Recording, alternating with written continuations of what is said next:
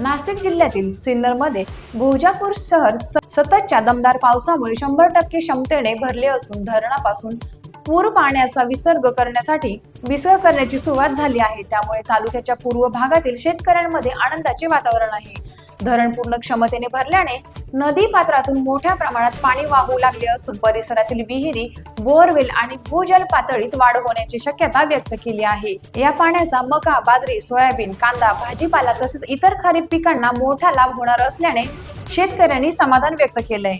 आगामी रब्बी हंगामासाठी पाण्याची क्षमता सुधारेल अशी अपेक्षा आहे। दरम्यान प्रशासनाने नदी काठच्या नागरिकांना आणि शेतकऱ्यांना सतर्क राहण्याचे आवाहन केले असून पूर पाण्याच्या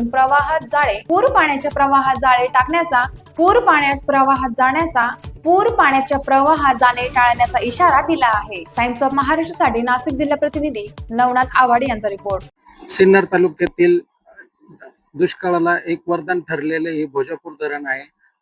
भोजापूर धरण 100% क्षमतेने भरलेलं आहे असल्याने येथील पूर्व भागातील दुष्काळ हा पूर्णपणे मिटलेला आहे। इथे एक शेतकरी आहे, शेतकऱ्यांकडून आपण जाणून घेऊया की भोजापूर धरणाने काय समाधान मिळाले। खरोखर हे भोजापूर धरण म्हणजे आम्हाला लागलेले एक वरदान आहे।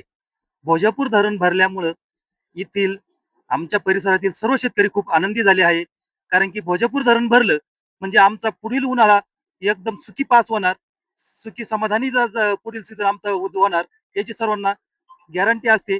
त्याच्यामुळे सर्व परिसरातील सर्व शेतकरी खूप समाधानी आणि आनंदी आहे। किती पाणी पुरवठा योजना या भोजापूर धरणावरून पिण्याच्या पाण्यासाठी जवळजवळ मनेगाव 16 गाव आणि मनेगाव अशी 21 गाव पाणी पुरवठा योजना, पुन्हा एक संगमनेर तालुक्यात जाणारी गावांची पाणी पुरवठा योजना आणि पाचवी जवळ 30 ते 40 गावांसाठी पाणी पुरवठा योजना, पिण्याच्या पाण्यासाठी योजना इथून जातात।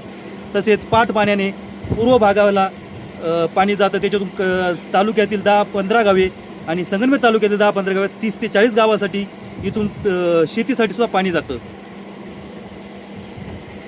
नक्कीच आपण बघितले की शेतकऱ्यांमध्ये एक समाधानाचं वातावरण तयार झालेलं आहे आणि भोजापूर धरणामुळे सिन्नर तालुक्यातील पूर्व भागातील दुष्काळ आणि संगमनेर तालुक्यातील काही भागातील दुष्काळ मिटल्याचं चिन्ह दिसत आहे।